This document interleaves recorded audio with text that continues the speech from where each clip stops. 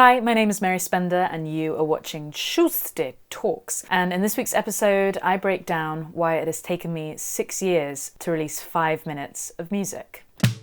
Last week, on the 9th of August, I released a single called Primrose, which can be heard everywhere and anywhere that you stream or download your music. Of course, the links are in the description. So it's been a really long journey getting this song out into the world, and to be honest, I don't even think it's over yet. I'll explain what I mean a little bit later on in this video, but let me take you back. By the time it got to 2013, I'd been living in Bristol for about 4 years when I wrote this song, and I was kind of having itchy feet. I was living in an apartment, or a flat, as we like to call it, with 3 amazing friends. And we were really lucky to be living in Clifton in a really cheap rundown flat, which was right at the top of one of these really old buildings. And it was an absolute steal. Like, we all knew how lucky we were to be living there for such affordable rent. We were all pursuing creative industries, but working day jobs.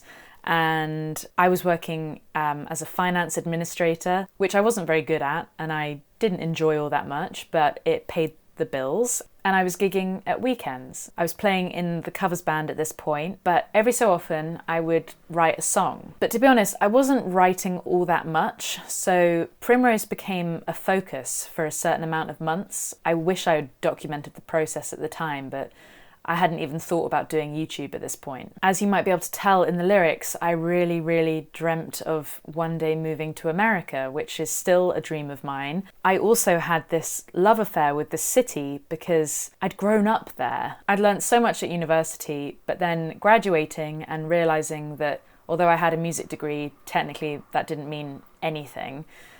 And I was just trying to figure out how to earn money and then try and pursue music in my spare time. There was just a lot on my mind about where I was going to take this whole music thing. I remember sitting on my bed, which was just a mattress on the floor, and writing the main riff. This one.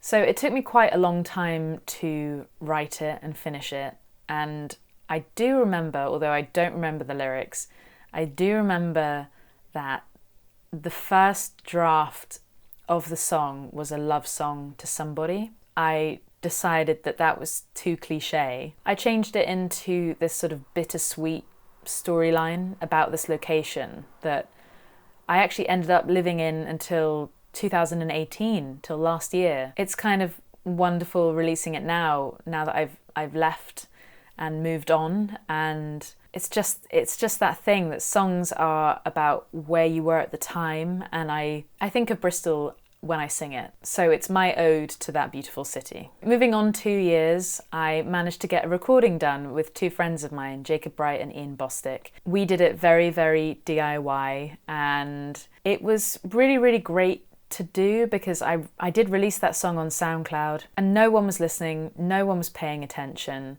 I was just releasing music for the love of it. I was releasing a track a month and managed to do that for a year. And Jake and Ian really helped capture where I was with the song at the time. Again, moving forward 2 years, my life kind of changed that summer because in May I went on Anderton's TV and played Primrose on my Captain Meets episode.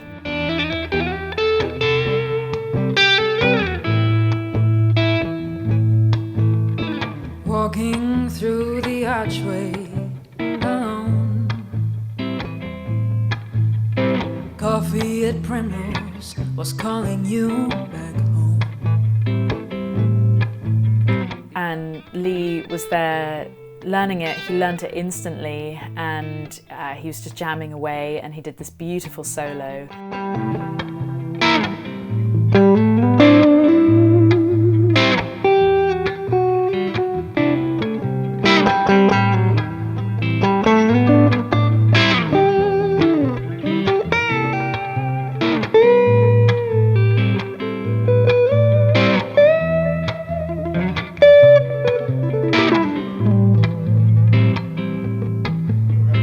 And I managed to get into the studio that October and record a drum part with Rob Grist. Those drums are the drums on this record. So It's taken me almost 2 years to get those drums into my DAW and then record on top of them. After that summer, my priorities changed. I suddenly was working in the music industry and I was running this YouTube channel. And to be honest, getting music out kind of went on the back burner because I wasn't ready, and I knew I wasn't ready. And I knew I had a lot more development to go, and I was traveling so much that I just had to forgive myself because I knew that I'd get to this track eventually. Although I wasn't finishing the studio version, it didn't stop me from performing the song. What are you playing for us today? This is an original song called Primrose. Cool. Thank you very much for coming. Thank you for having Take me. it away.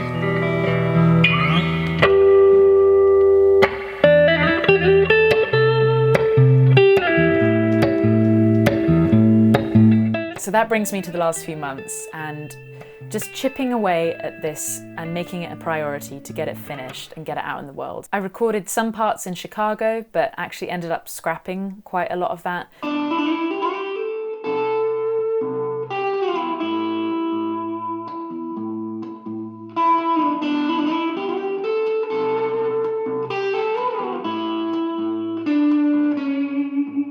Once I got back here, I gave myself a weekend and I just buried myself. Like, the only way I was allowed out was to buy food or go to the gym. I wasn't really allowed to see anybody, and I just had to get this finished.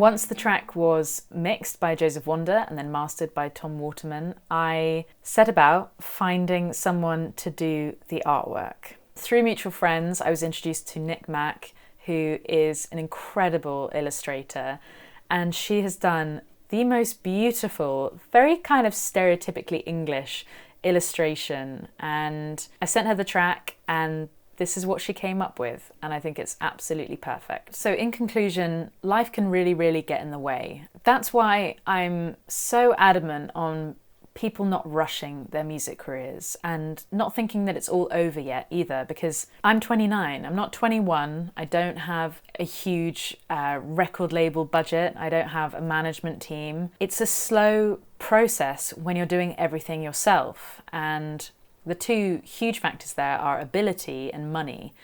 So without the backing of a record label, it's very expensive to fund your own music. And that's why I'm so fortunate now, because you guys help me do that. And then when it comes to ability, sometimes it just takes you quite a long time to mature. Maybe you need to mature, maybe the song needs to mature, and things just need to be worked out and sat with for a bit. So that's another reason why music careers shouldn't ever really be over. There shouldn't ever be an age limit either. It's really hard giving up that idea of perfectionism, and you have so many expectations when it comes to your own music because you want it to sound like your favourite records, and realistically that's just not feasible right now. There's also the other factor to music is the actual release of it. And again, doing that all independently and trying to give it its best chance. That's another reason why I have waited this long to start releasing music, because I wanted to build up this YouTube channel and really use it as a platform that would engage an audience and show you guys what I can do. And there are so many steps. I have spreadsheets, a checklist of all the things that has to go into a release, and you have to write the song, record the song, pay for mixing and mastering. Massive thanks to my Patreon supporters for helping me do that. You have to commission the artwork, if not do artwork yourself. Then there's distribution. I luckily use DistroKid, which is super affordable and just amazing. Like, they upload it everywhere. So Spotify, iTunes, Amazon, Tidal. Then I have to make all the videos and content to put in it, which I find to be just as exciting sometimes as writing the songs and recording the songs. Making videos for me is just another art form that's so enjoyable. So I feel so fortunate to be able to have this kind of wide range of creative projects that I get to put behind the music. Then it's all the interaction with you guys on YouTube, Instagram, Facebook, Twitter, LinkedIn, SoundCloud, Bandcamp. Honestly, like, there are just so many platforms out there right now, and it excites me so much because there's just so much that you can do yourself. And I used to not believe people when record label execs would say to me, you know, just keep doing what you're doing. There are enough platforms out there that you'll be able to find your niche. I didn't believe them, but they were right. Thanks so much for watching this video. If you haven't already, please go and listen to Primrose. There is also a new podcast out today, so go and check that out. All the links are in the description below, of course. And massive thanks to my Patreon supporters. Can't thank you enough. You helped me create this music, and I'm so excited to be sharing it with you. So, thank you for watching this episode of Tuesday Talks, and I will see you next week.